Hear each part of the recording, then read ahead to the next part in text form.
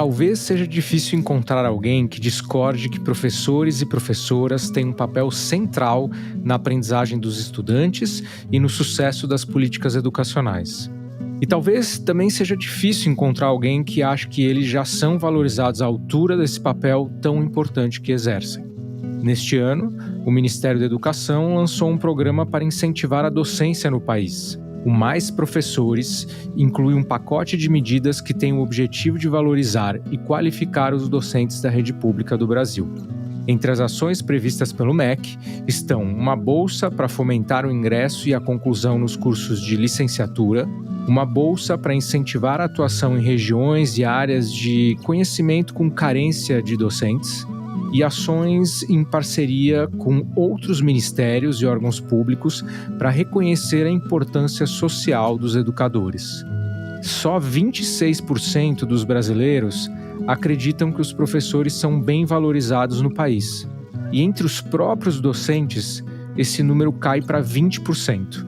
Isso foi o que mostrou o indicador de valorização de professores do Instituto Península. Neste episódio, a gente discute como incentivar, valorizar e tornar a prática dos professores mais eficaz. E, é claro, quais são as políticas adotadas hoje pelo Brasil para qualificar a docência e melhorar as condições de trabalho de professores e professoras. Eu sou Davi Saad, diretor-presidente do Instituto Natura. Seja bem-vinda, seja bem-vindo.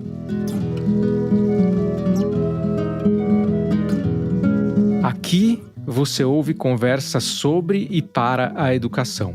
O podcast é quinzenal e chega aos principais tocadores de áudio às segundas-feiras.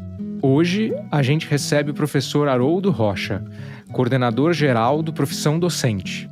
Haroldo foi secretário de Educação do Espírito Santo e secretário executivo de Educação do Estado de São Paulo. Podcast Instituto Natura. Diálogos sobre educação na América Latina.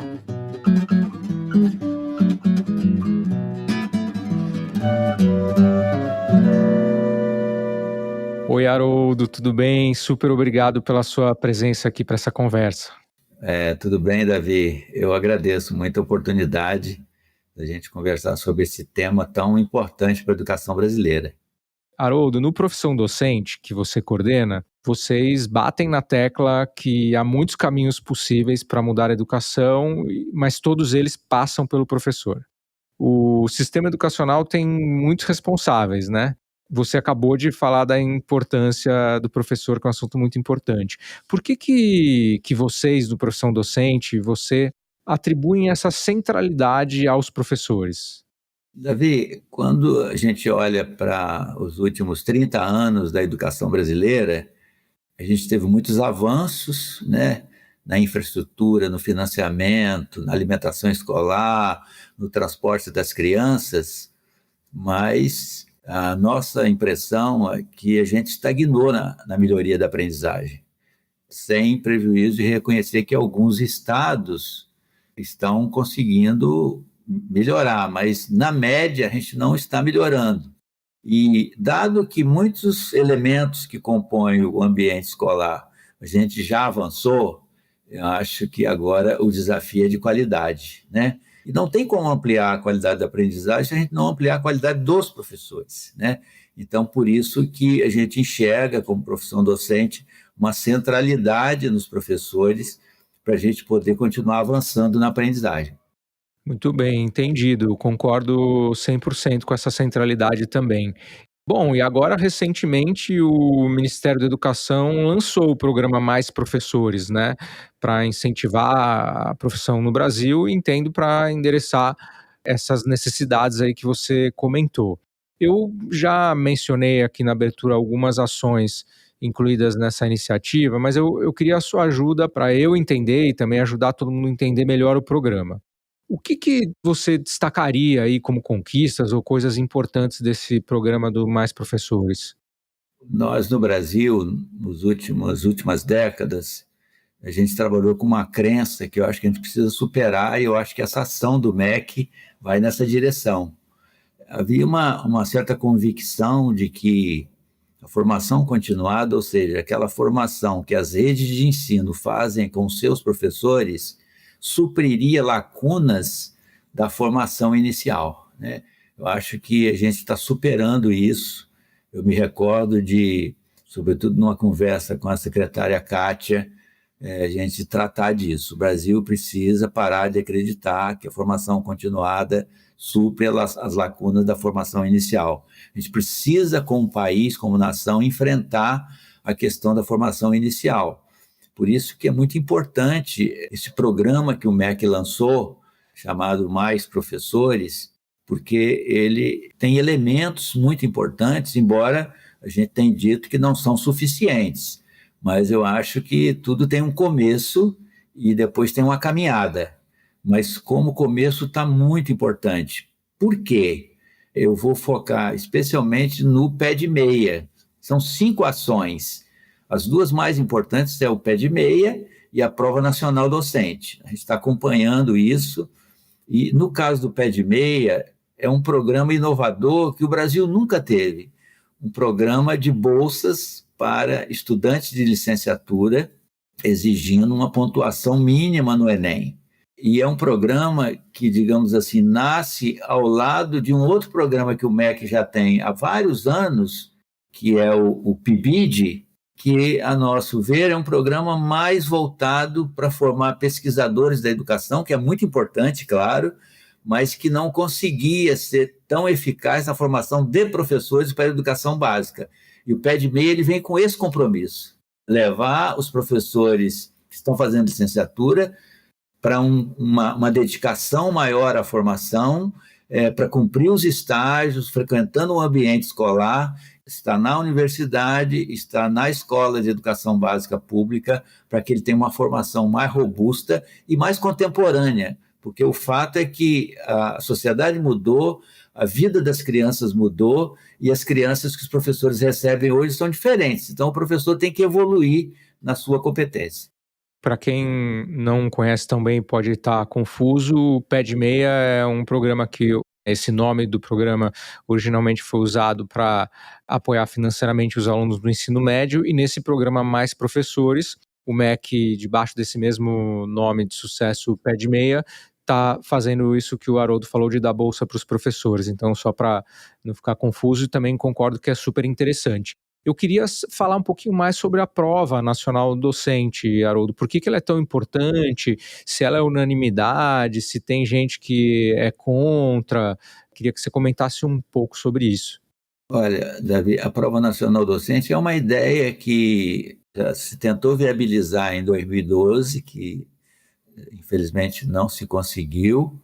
O momento político lá era outro. No presente momento, nós enxergamos muitas convergências.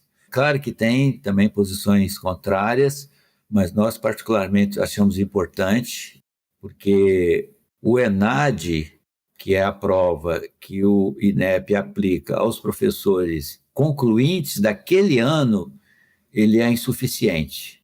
E o que o Ministério e o INEP propuseram é ampliar o ENAD para todos os professores já formados que queiram fazer essa prova. A gente acha isso muito importante, porque isso mantém os professores que estão formados conectados com a ideia de estar na rede. Isso possibilita, eu vou falar uma coisa que eu ouvi de um secretário estadual, um estado que tem carência de professores, por exemplo, de matemática, se existe essa prova nacional e ele pode acessar as informações dessa prova, ele pode montar uma estratégia de atrair professores de boa qualidade de outros estados, por exemplo. Seria uma competição saudável em favor da educação. É claro que uma prova como essa, ela começa esse ano, ela vai se repetir a todos os anos. O professor que fez em um ano essa prova vai ter validade para ser utilizada nas redes por 3 anos. Então, nós consideramos que é um passo à frente também. Não é uma coisa simples e fácil, porque é uma prova nacional. Tem todo um debate entre as redes de ensino estaduais e municipais de como utilizar. A ideia é que ela possa ser utilizada como uma etapa dos concursos públicos ou uma etapa dos processos seletivos simplificados de professores temporários. Então, tanto em um caso como no outro, pode ser muito útil, né? Ela não elimina a necessidade das redes fazerem os seus concursos, fazerem os seus processos seletivos, mas o resultado da prova pode ser utilizado pelas redes e vai nos permitir ter uma visão de como é que está a qualidade dos professores em nível nacional. Por isso, nós consideramos que é uma iniciativa importante e que precisa ser repetida ao longo dos anos para gerar o resultado que se quer.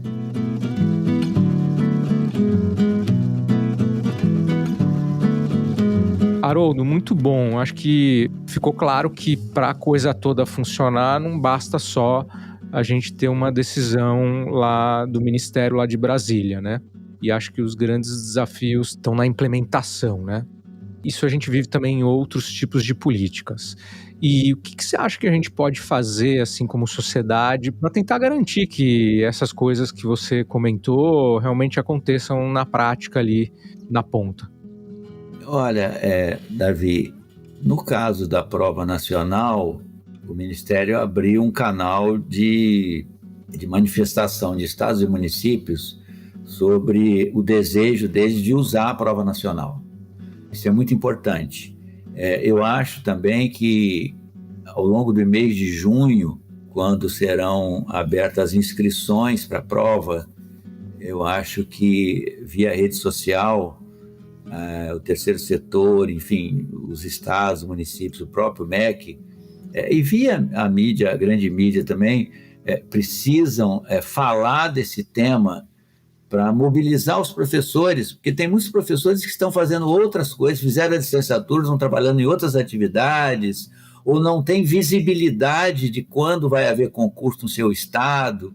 Então, eu acho que um trabalho de conectar os brasileiros e as brasileiras que fizeram licenciatura com essa prova vai ser muito importante, né? Porque o uso da prova pelas redes e pelo próprio MEC só vai ser possível se os professores já formados, que já fizeram licenciatura, aderirem. Então, o primeiro desafio da implementação é ter a mais ampla adesão de professores já nessa primeira versão. Sabendo, né, Davi, a gente tem que ser realista, a gente viveu isso com o Enem, não vão ser todos que vão aderir à primeira versão da prova, mas precisa ser um número expressivo, para que ela possa ser utilizada já a partir do ano que vem. E aí a expectativa é que nos outros anos ela ganhe uma repercussão na sociedade, como tem o Enem, né?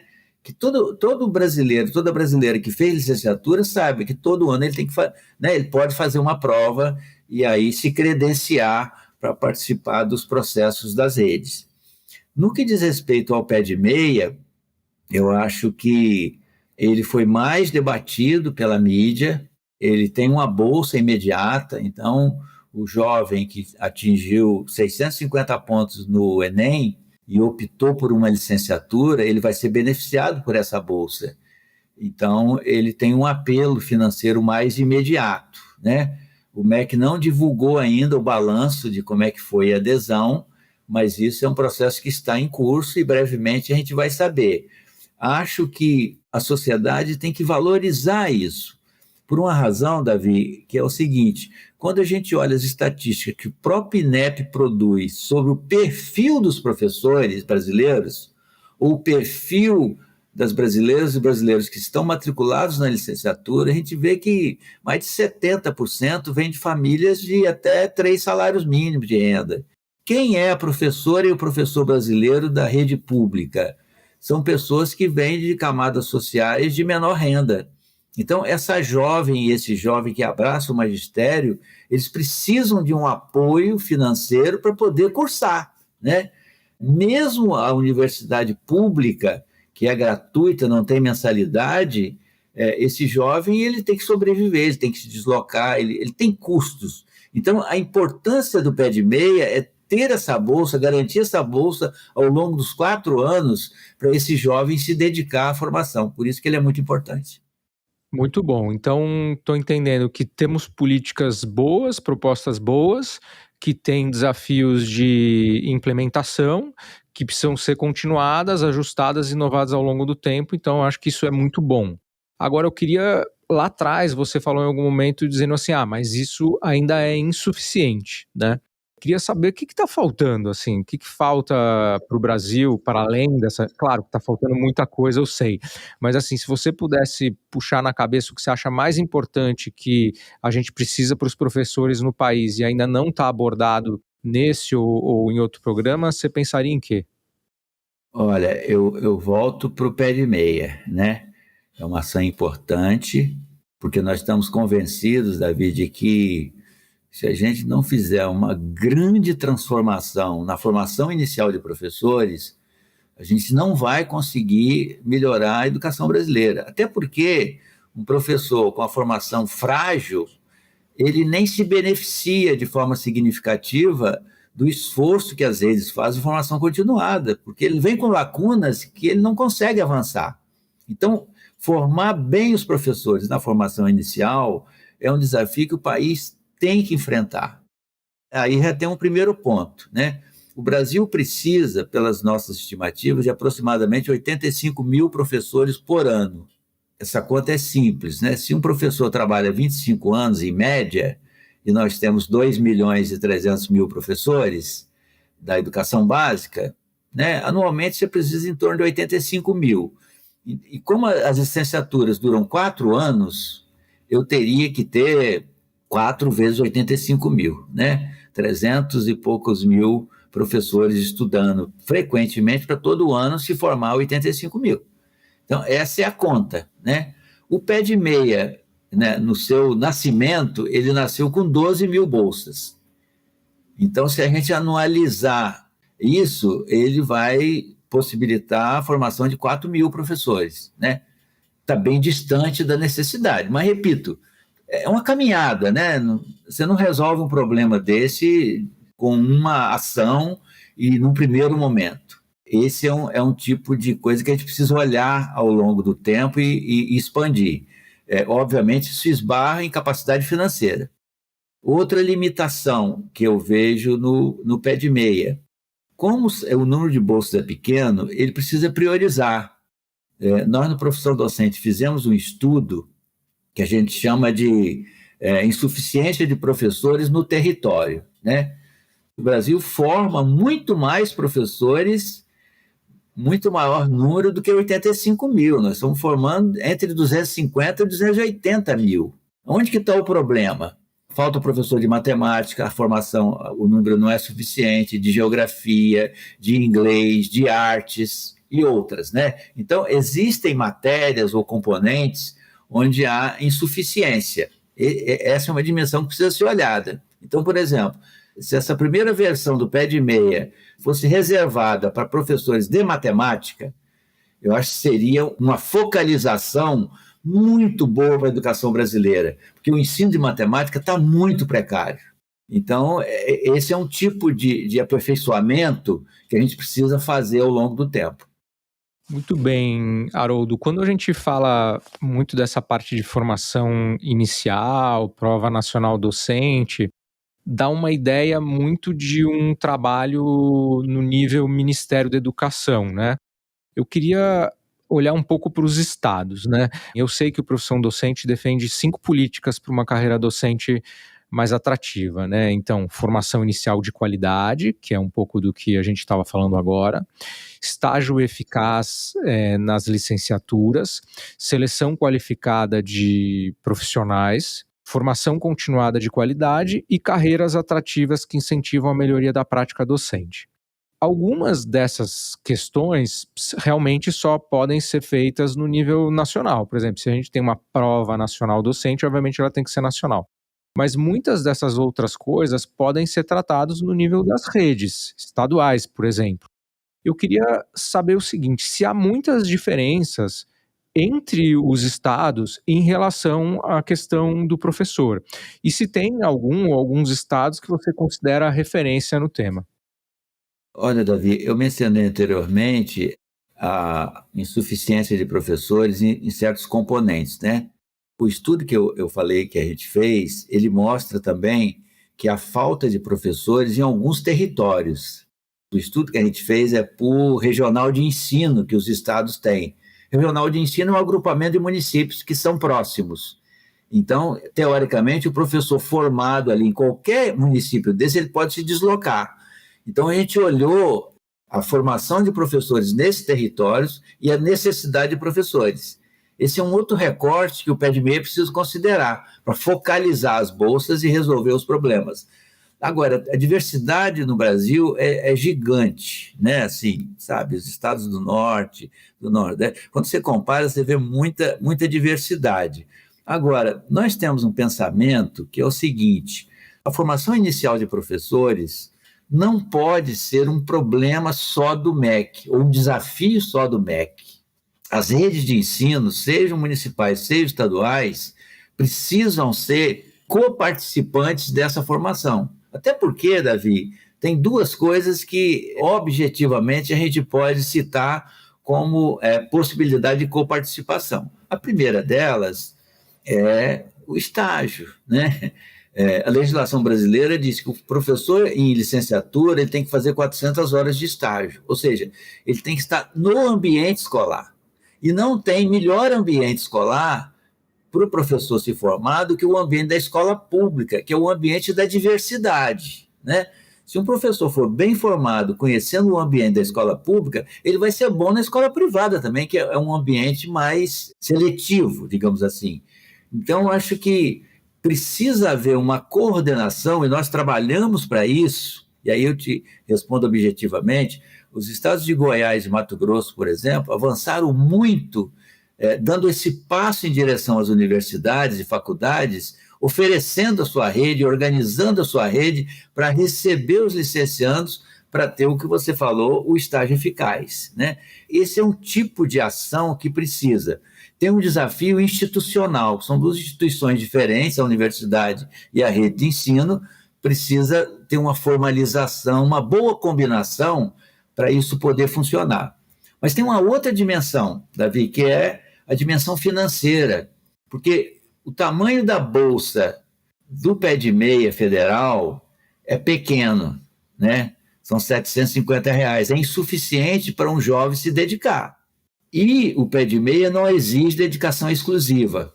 Então, por exemplo, uma coisa que pode ser construída ao longo do tempo é uma parceria que o Estado entre com outros 750 para que a bolsa seja 1.500. E aí, introduzir na legislação que esse jovem, essa jovem que estiver com essa bolsa, ela tem que, de manhã, estar na universidade e todos os dias da semana à tarde estar no ambiente escolar, né? Se qualificando, conhecendo o ambiente e ajudando também a rede. Esse é um tipo de aliança que aí seria mais Estado com o governo federal para a gente aumentar a potência do pé de meia. Então, seja pela organização do estágio, seja pela composição de bolsa, nós enxergamos isso como bons caminhos. E a boa notícia é o seguinte: vários estados já têm programa de bolsa, só que são desconectados. Nós fizemos um estudo em 20 estados, tem 1 bilhão e 100 milhões de bolsas de estudos para licenciandos. Então, é preciso casar isso. Poderia melhorar muito a qualidade do pé de meia. Coordenar, né? Pô, você está dando ótimas sugestões. Espero que tenham secretários ouvindo esse podcast. Você citou Goiás e Mato Grosso, então fica aqui o nosso reconhecimento à secretária Fátima de Goiás, ao secretário Alan de Mato Grosso aí, pelo bom andamento desse tópico que você comentou.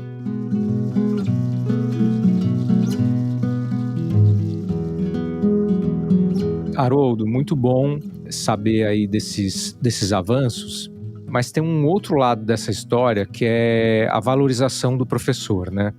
Eu mencionei na abertura desse episódio uma pesquisa que mostra como os professores se sentem pouco valorizados.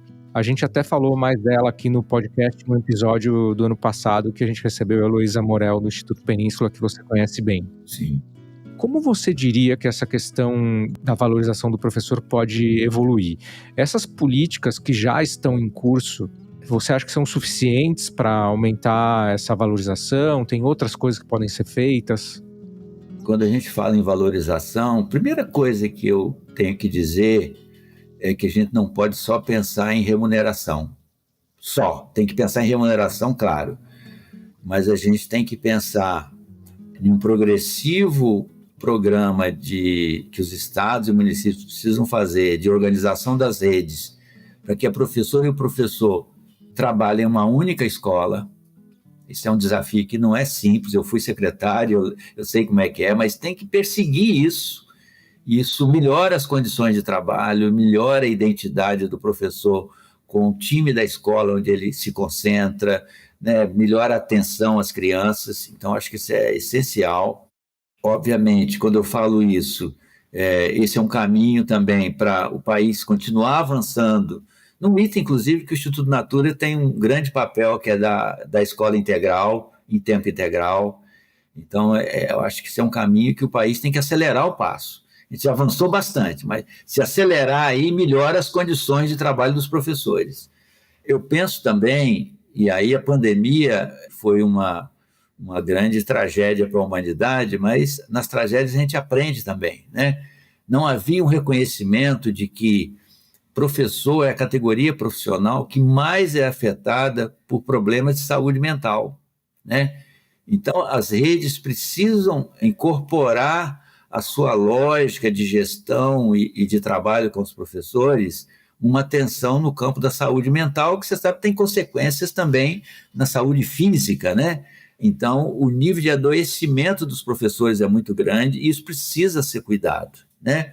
O item da remuneração, a gente vem melhorando. Depois da lei do piso, tem uma melhoria significativa. A questão de remuneração você não resolve do dia para a noite, tem que ser contínuo, tem que continuar melhorando.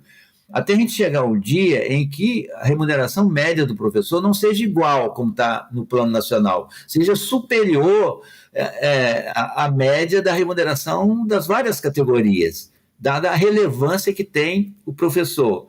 E também, Davi, mudar a natureza da formação continuada, né? E aí eu quero citar o caso do Paraná. Nós estamos desenvolvendo uma experiência no Paraná de avaliação dos professores, de acompanhamento do trabalho do professor, de gravação de aula, com mentores. Então, os professores, seja no estágio probatório, que é o primeiro momento da carreira, seja ao longo de toda a carreira, os professores precisam ser cuidados pelos colegas mais experientes, né? Para que eles possam aperfeiçoar a sua prática pedagógica. O mundo hoje é muito diverso, as crianças, né, estão com o celular na mão, estão com muita... Então, o professor é muito desafiado. E não é uma questão que ele resolva individualmente, nem é uma questão que ele resolva tendo aulas. É uma questão que se resolve acompanhando a prática dele e, junto com ele, refletindo com feedbacks positivos, como é que ele pode aprimorar a sua prática didática. Então, eu falei de 4 coisas que são essenciais para a gente olhar para frente e pensar que, progressivamente, a gente vai tendo condições de ter professores de melhor qualidade e aprendizagem crescente e equitativa, né? Esse é um tema desafiante para o Brasil. Poucos estão aprendendo o que tem que aprender, tem muitos que estão ficando para trás. Muito bom, Haroldo, você tem toda a razão. Você falou de olhar para frente e aí eu vou aproveitar para fazer a última pergunta aqui, que é uma pergunta meio tradicional que eu faço, que muitas vezes eu converso com as pessoas e tem gente que quando olha para frente é super otimista e por outro lado tem gente que é super pessimista e pouco ousado e também tem uma visão muito pouco alvissareira para o futuro. E aí por isso que eu faço essa pergunta aqui no final, que é assim, qual você acha que é o sonho possível para a educação brasileira daqui 10 anos? Então um pouco de sonho, um pouco de ciência, o que você acha que é possível para a educação brasileira nos próximos 10 anos? Olha, Davi, eu sou otimista, eu queria dizer, eu acho que... E eu sou otimista com base na experiência do profissão docente, que é uma experiência recente, você conhece muito bem. Quando você fala que precisa de uma formação, como a gente falou, uma formação inicial, uma continuada, todas essas condições, pode ser uma reflexão individual, né? Mas o que me anima muito é que na interação com as redes, nós trabalhamos com 25 estados. E está fazendo muito sentido, né? E os estados nos procuram para fazer ações em torno do professor.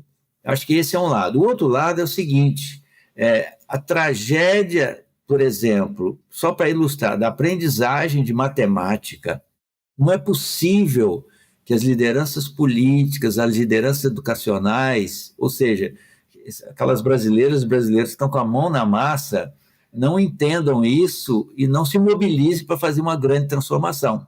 E eu acho que 10 anos é um horizonte para fazer, né? O estudo do Todos pela Educação, publicado recentemente, mostrou, na média, de cada 100 jovens que terminam o ensino médio, apenas 5 são proficientes em matemática. O melhor número é o do Espírito Santo, mas é 9,1, né? Não dá para descansar. Então, olhando para a matemática, a gente vê que o sistema educativo público está perdendo o jogo. Mas não é porque os professores não queiram, é porque a gente precisa qualificar cada vez mais a gestão, precisa de um senso de urgência, né, das lideranças políticas em todos os níveis e das lideranças educacionais para a gente fazer essa virada. E eu não tenho dúvida, o nosso slogan no professor docente, tudo passa pelos professores. Porque a gente já avançou muito, toda a infraestrutura, enfim, tem muitas condições que estão dadas. Tem gente, Davi, eu termino aqui, achando que é só tecnologia. Não é, a tecnologia acelera, ajuda, apoia.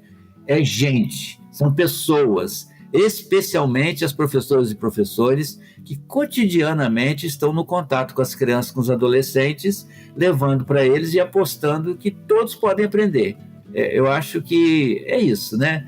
Dá para chegar lá fazendo uma grande transformação.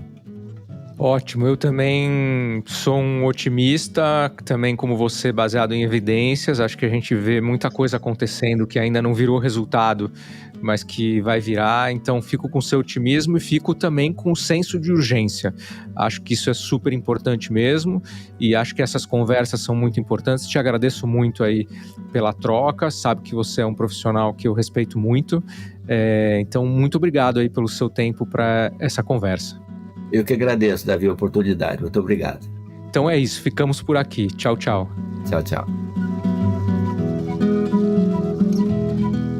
Esse episódio está chegando ao fim e queria te convidar a compartilhar essa conversa e deixar seu comentário. A Kátia, que assina a mensagem sem sobrenome, disse que o podcast faz um excelente trabalho. E o Bittencourt escreveu que o episódio sobre o ensino da matemática na educação básica fez ele refletir muito sobre o tema. Que bom que encontrei esse episódio. Quero participar desse fazer acontecer, diz a mensagem que o Bittencourt escreveu na caixinha do Spotify. Obrigado pelas mensagens, Kátia e Bittencourt. Obrigado também a você por ouvir o episódio e, claro, as consultoras de beleza e a equipe de Natura Crer Pra Ver. O Instituto Natura está nas redes sociais, no Instagram e no LinkedIn. Segue a gente por lá. A gente se encontra em 15 dias. Até lá!